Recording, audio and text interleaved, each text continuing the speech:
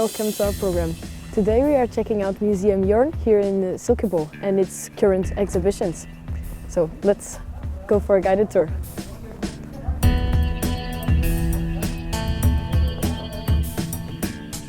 Hi Christian. Hey, it's a pleasure to meet you. Thank you so much for having us. Of course, so welcome. Okay, so what are these exhibitions that you have right now?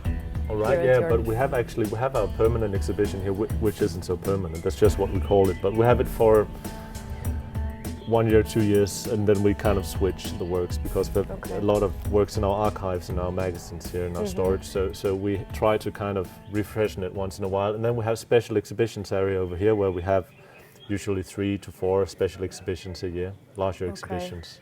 Okay, then we can start with the permanent one? I think so, definitely. Okay, yeah, and I'll just show you this guy on the way there. So it's Monday today, so the museum is closed, and that's why it's a little dark here around. But this is a rather new work in our collection. It's by the German artist Uge1, and it's made in bronze, and it's a sausage. I was a bit confused. I thought it was the other way around because the face is missing. Yeah. One would think that, right? But it's a sausage, very cartoonish, Mickey Mouse-like sausage standing there. And we put it here because we just put it here a few weeks back, actually, because we just got it now, and to kind of welcome the guests here. So it makes very good sense when you're coming, and then we have this huge sausage standing here welcoming people. Is it the only piece that you have from that artist? No, we have a few more pieces. We have some of his 1-minute sculptures, which is basically 1-minute sculptures. Yeah, it's basically like a podium.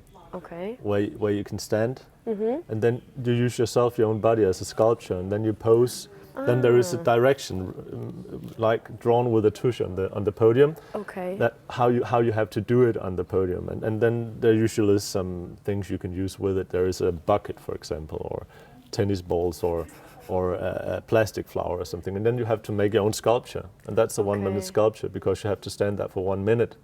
Okay. It's timed, and then you can get off, and then. Okay. So we have a few of those as well. Okay, and is there pictures of it? Like, how do you?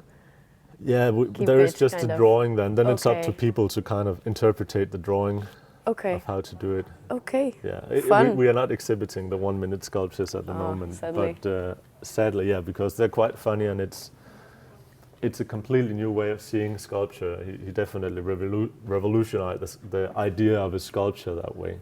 Okay. So yeah, definitely something so temporary. Definitely, yeah. So he's quite an interesting artist and very, very recognized. We made an exhibition with him. It must be 2 years ago now. Yeah. Okay. So perfect. So where are we? Well, now we are entering the first studio space. We call it the studios. The spaces here, they're made inspired by Brancusi, the big artist, French artist. His studio's in Paris, and so that is the spaces here, and this is where we have one of the earliest parts of our collection. We also have works in here next to this space. That's actually a bit earlier. That Asger Jorn, the artist that we are mainly focusing on here, that he collected for his museum. So that's how this museum actually started. It started as his own collection, or his ambition to give something back to the town where he was at least living some of his young years, Silkeborg, and where he started on this artistic track in his life, and so when he started actually earning a bit of money, and when he started building up a network of influential artists of the time, so that's the 50s, the 60s, 1950s, 1960s. He started collecting their works, only the most interesting, the most relevant artists, and placed it here in Silkeborg, which is a rather young town with, it's around 170 years old now. So it's rather young in a Danish context, where most towns date back all the way to the Viking era. Definitely. So it didn't have this kind of cultural foundation at that point, and he wanted to shape that using contemporary art, and the best and most groundbreaking within the field of contemporary art So that's how this collection started. And when he died in 1973, he was 59 years old, fortunately quite young. Then this collection actually consists of 5,500 works, which is quite a lot for a museum in the, outside of the capital. Definitely. So that's how this place started, and now it has one of the largest collections in the country. It's nice to hear. It's still growing all the time, Yes. the collection, which is wonderful. So, but it all started with Jorn and his collection, and that's what we also are going to see now when we're moving around. That's works that he bought for the museum and work that he required for the museum also from, and that was donated to the museum from the artists he worked with. Okay. So this first space has some rather central works from the Surrealism, which is a period of time, a period in art around 1920. And that's the Surrealist artists are focusing a lot on the subconsciousness. So they were very inspired by Freud and the psychoanalysis. And Jorn as well was also very inspired by the Surrealists. He also used it in Cobra, which we'll see soon, which is one of the most famous art movements that he was part of starting up. So some of the works here I'd like to show you. We have this one by the German artist Max Ernst, who is one of the largest, one of the most famous Surrealist artists and one of the founders of the movement as well. It's quite an early piece, and Jorn required this for the collection. He thought it was very important. And then, of course, we have this one over here, which is also quite a sensation, actually. It's a Man Ray work, and you can definitely see the Surrealist touches with the colored clouds here. Yeah, it has really nice colors. It's quite amazing, right? Yeah. And imagine, it's actually from 1939. It's quite old, right? And then you have this sort of archway here behind, and you have this billiard table here with So random. totally random, and that's maybe also the idea of it, right? Because everything in a way is like a game of billiard. It's very random to see how these are moving around. And then we have this one here by Wilhelm Freddy, who was a Danish Surrealist artist who was very inspired by Dali, the Spanish artist, and who worked with what he called what Dali called psychophotographic phenomena.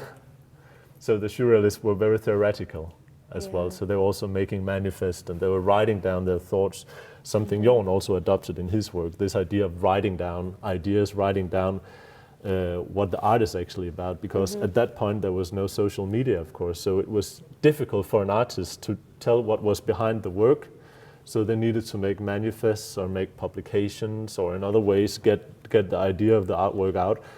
Today artists will mostly use Instagram, for example, and write a little text, and then that's the way it's way easier, right? And that's the way they publish the story behind the art. And this one is interesting because it was actually confiscated by the Danish police, the Danish authorities, because they thought it was too pornographic. Okay. So it's from I'm trying 36, to see it. 1936. Yeah, but it's because they have these new details here with the Yes. female bum, a bit of a breast here. But There's so much happening that you cannot really focus in this even. exactly, yeah. There's so many things going on. You also have like the penis here, and the lips coming up from the ground here. At least the Danish authorities thought that it was way too much and illegal, so they actually confiscated it. Okay. And for many years it was in their Okay. How in did their they get it back storages. then? Jorn bought it back Okay. eventually, Okay. many years later. Yeah, but it's also quite a central artwork from the Danish Surrealism. And it's really just a stream of consciousness. So when you see it, you'll think, oh, there's a lot of things in it. You know, he's been thinking a lot about it. There's a lot of symbols, but actually it resembles a stream of consciousness. So it's very free-spirited. It's just like what's coming up, and that was the whole idea of the psychophotographic phenomena. That it's all about just letting the mind, associations work and the mind work, and then it will develop in all sorts of ways, right? So if you're like painting an elephant or something, and then all of a sudden you see a wooden leg, you know, like a pirate, and then you will get the elephant a wooden leg, right? Or then you see a fork, you know, when you're doing it, then you put the fork there. It's like a way of getting closer to what's just happening in the mind, you know, subconsciously, and to also see, well, what does dreams, what does all this mysterious world that we all contain, how can we express it in an artwork? Perfect. So. And what is this one? I'm very curious. I cannot understand. Well, this one is a number of shapes. This is like a big mother shape, and it's kind of, you know, it's, and then these smaller shapes are being born out of this massive body. Okay. And it's made by Jorn, who's also a surrealist artist and sculptor. It's quite an interesting piece, this one, because they're not connected, you know, so it's like in 4 pieces, and it's very difficult to put them there. Because they have a tendency to slide down all the time. So it's usually Brian, our chief of security, who's securing it there, because otherwise they will tend to slide down all the time. Okay. But it's also this ambiguous, you know, universal shape that's giving birth to these smaller shapes. Okay. Yeah. And then we have 2 works over here by Fernand Léger, very recognized French artist, and Jorn studied with at his school. So Jorn actually left Silkeborg when he was very young, in the beginning of his 20s. He just took an education as a teacher, but he knew very well, this is 1935, he knew very well that he didn't want to be an actual teacher. He wanted to be an artist. So instead of going to Copenhagen, he bought a motorbike, and then he rode it to Paris, because he thought that's where the things are happening. That's quite typical Jorn. He's always going to the next level. You know, he's not just taking the easy way. He's always kind of making it a bit difficult for himself in a way, but he's also finding a way to kind of do it all the way. And he started at Léger's school when he came to Paris. And these are 2. This one is a canvas. This one is a Jorn, actually, inspired by Léger. But this is a Léger, a canvas that Jorn he got it from Léger, because Jorn couldn't afford to buy his own canvases. And then Léger came to him and he was like, you can have one of mine. This one I'm not going to continue. This is something that he sort of, you know, he put away. He didn't want to work more on it. And then Jorn actually took it, and he just kept it as it was. So we have a few works by Léger in the collection as well. Okay. And they were quite close, Jorn and Léger. And Jorn started as a young artist who didn't really have his own foothold in the art world. He didn't have his own style at this point. Okay. So he started really working with Léger's style and adapting his language, visual language, the first few years in Paris, and then he switched. And then other artists came up, like Juan Miró, the Spanish artist, or Picasso, or Paul Klee, the German artist. So that's how it developed. And this is kind of him imitating, kind of, the style? Yeah, he is imitating it. He's trying to find his own foothold, so to speak. So when he comes to Paris, he doesn't have really his own style yet. He's still in a very fragile state of development. He's figuring it out. He's figuring it all out, like all young people are at some point. Course. And so that's how old was he here around? Well, he's from 1914, right? And this one is from 38, so he's around 24 years old. Yeah, very young. So he's quite young at this point, yeah. And at this point he's been in Paris for approximately 3 years. Okay. So he's 21 years old when he's leaving Denmark on a motorbike, going to Paris. Oh my God. Without ever having been abroad before. Yeah, I mean, nowadays it's kind of normal, but back then... It was a different world back then. Yeah, it was a different thing to be traveling like that and be leaving a comfortable home here. My God. And starting all over in Paris, because that was, of course, what happened. Going to Paris at this point. Paris was where everything was happening in the art world in Europe at that point, Paris and Berlin as well. But Berlin had changed during the 30s because of the Nazi regime. So everything changed there. So it was Paris mainly in the 30s. And it was not an easy world to survive in. There was a lot of snobbery, there was a lot of hidden rules about how you act and what you're allowed to do, what you can't do as an artist, who you need to be with, who you need to see, where you need to study, etc. And Jorn just came without anything, and he just had to navigate and his French was not very developed either, so it was difficult for him to communicate, verbally. So in the beginning, he kept very much to himself, but then he got a few close friends. One of them was also a painter called Pierre Wimar, and they developed a very close friendship and also collaborated after the Second World War, as we will see later on. Yeah. Keep that in mind. So these are some of the when the Second World War starts, Jorn goes back to Denmark from Paris, and he starts to he's at this point he's then moving into another direction. Now we just saw this Léger-inspired painting, and now he's actually becoming more and more original. He's really getting a foothold. And this is one of the works he makes during the Second World War. This is from 1944, and it's called The Troll and the Birds. That wasn't a title Jorn gave it, but his baby brother, Jorn gave it that title. It was hanging in his home for many years. It was made as a sketch for a kindergarten, actually. So it's made for children. It's made for everybody, but also for children, right? So and the idea is to sort of liberate this visual language of the painting. To say, if you have like a completely naturalist painting, take a Danish Golden Age painting, for example, where you have the trees and you have the landscape, and it looks like a photograph in a way. So it's imitating the real world. Jorn wanted to do something completely different. So on one hand, you have this completely naturalist painting. On the other hand, you will have the completely abstract painting where you won't be able to see any figures. Jorn wanted to find something in between. So it's abstraction, but with clues that help you to navigate. Yeah. Exactly. So here you'll see there might be some faces, there might be some eyes, there might be something that looks like trees or cottages or birds, and or a troll or figures. So it's this ambiguous kind of language, sign language, that he's including in his works. So on one hand, I actually help to it's helping our imagination. But on the other hand, we also have to project a lot into it ourselves. So he tries to give us a lot of space as the viewer in his artworks, and this is where it starts. And that's something he's developing throughout his entire career as an artist. This idea of how to include people in the art world, how to make it for everyone.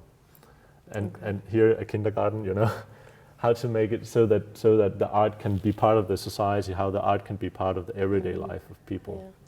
Is that the reason why he was studying to be a teacher? At that point when he started studying to be a teacher, he was not aware that he wanted to be an artist. So art wasn't really part of his childhood. Both his parents were teachers, and his father died when he was around 14 years old. And then they moved from a very small western coast town in Denmark to Silkeborg with his mother, because it was easier to make a living there.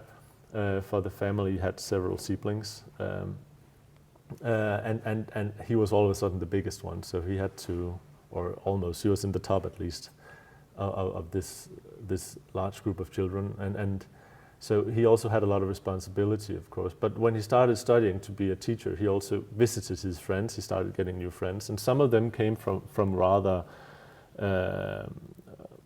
sort of more cultural homes, and he saw some artworks in their homes. Mostly what you call like kitsch paintings today, amateur paintings of landscapes, etc. But that was his way into art. So he always kept a respect for these very, very primitive ways of making modern imagery at that point, like the kitsch artworks.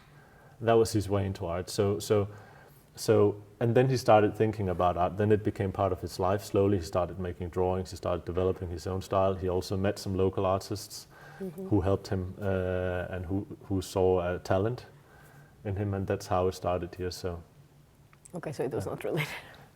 Not exactly, but still, of course, this idea of course, his experience as a teacher And make it accessible for everybody. Yeah, you know, the didactics of it, this idea of collaborating, that's also something he got from there, and also from being a scout. He was a Boy Scout.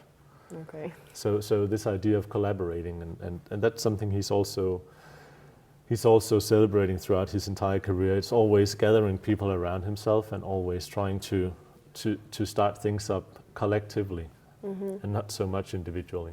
Okay. And one of the big collaborations is in here. This is one of the first international collaborations he's participating in, and this is actually the Cobra. Okay. So the works we have in this space here are works that's produced during the Cobra era. And Cobra is quite interesting because it's known to be as one of the most influential movements in art in the last century today. But actually Cobra only existed for 3 years. So it started in 1949. Actually, the manifest was signed by the Cobra artists in 48, but that was in November of 48. So it started up in 49, and then the last exhibition was in 51. Very short time. That was a rather short time for such a heavy movement, so to speak, such an influential movement. But what Cobra really was, so it was, of course, a group of artists, but it was also a group of artists that was reacting on you know, they were part of a larger movement that actually took place all over Europe at this point. So one can say that that the Cobra group actually was like a little Maggi cube, where this idea of the time after the Second World War of liberating art, of making a more free-spirited art that was not focusing on the naturalist picture like you would see in the propaganda art, for example, where everything just, you know, looked very sharp, and where the messages were communicated very obviously and clearly in the artworks. Cobra tried to put that away and to actually give people, like in the Troll and the Birds we just saw before, to give people more space to use their own imagination, to be much more spontaneous. So it was a spontaneous abstract art movement. And they were celebrating the child and the creativity of the child as something that was very important for them, just like the surrealist painters approximately 30 years before. Okay. So Interesting. It's quite interesting. And these are some of the works from some of the main Cobra artists. We have here Karel Appel. So Cobra, the reason why it's called Cobra is not just because it sounds cool. Well, it sounds cool, and it's of course a very cool animal as well, the cobra snake. But it's actually put together from the first capital letters of 3 European cities. So it's Copenhagen, Brussels, Amsterdam. So C-O-B-R-A, Cobra. And that's the idea of the name, right? So the movement mainly consisted of artists from these 3 countries, 3 nationalities, but more also came in and was part of it. And a total of 45, 46 artists were part of the movement. It's a lot of people. It's a lot of people, yeah. And some of them are completely unknown, and some of them are known all over the world for their participation in Cobra. And Karel Appel is quite interesting because he actually stayed true to his style, the Cobra style, if you can talk about a style called Cobra. And right now at the museum we have a special exhibition about the women artists around the Cobra.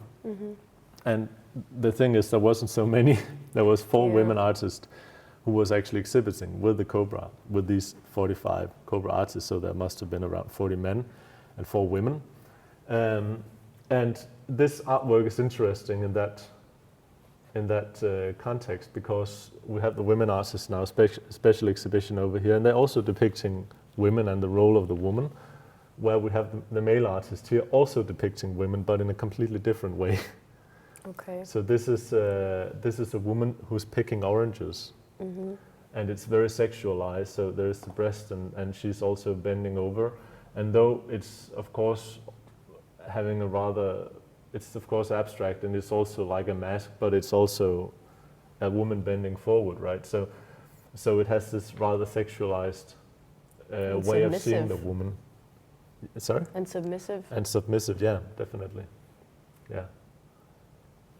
But still, it's quite an important artwork. But it's interesting to see how things worked at that time. So it was very difficult for a woman to get a foothold in the art world. Yeah. And they also mostly worked as, you know, inspirational sources for the men, etc. But we have some very powerful women. We'll get to that eventually as well. Perfect. Sounds so interesting. That's really, it's quite interesting actually to see. This is a Jorn work from that era also. It's quite atypical with the colors and the figures. Yeah, I can't really understand. Is this a woman also? Yeah, maybe. Yeah, it could be a figure, it could be a woman, but it also has these like double motifs all the time. So at one time we see a house, but we also see maybe a flower or a person standing here. And a horse? Yeah, and a horse coming out, right? So it could also be a person on a horse, you know, and then a bird here, or some kind of predatorial fish. Yeah. But then actually Jorn got sick. Many people think that because the cobra was such an important movement, that the artist also at that point must have been very well recognized, and also in that way wealthy.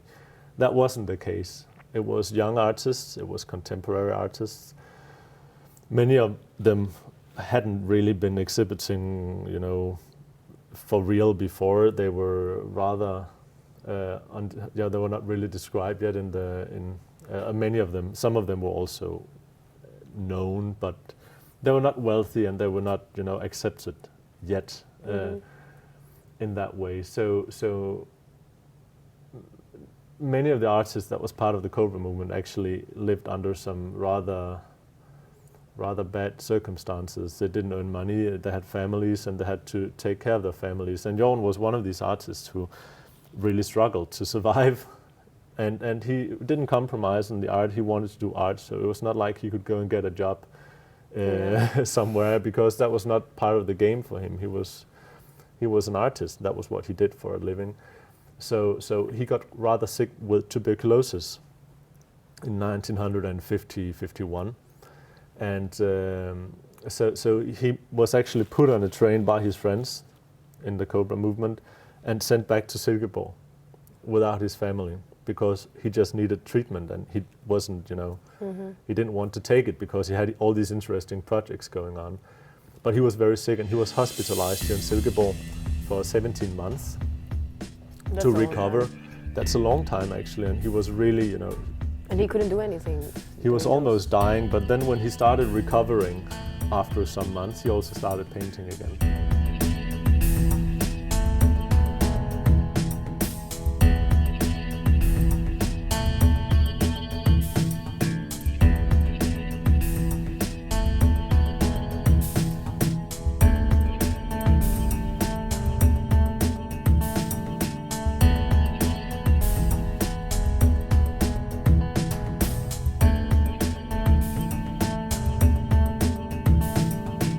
We hope you enjoyed this guided tour around Museum Jorn as much as we did.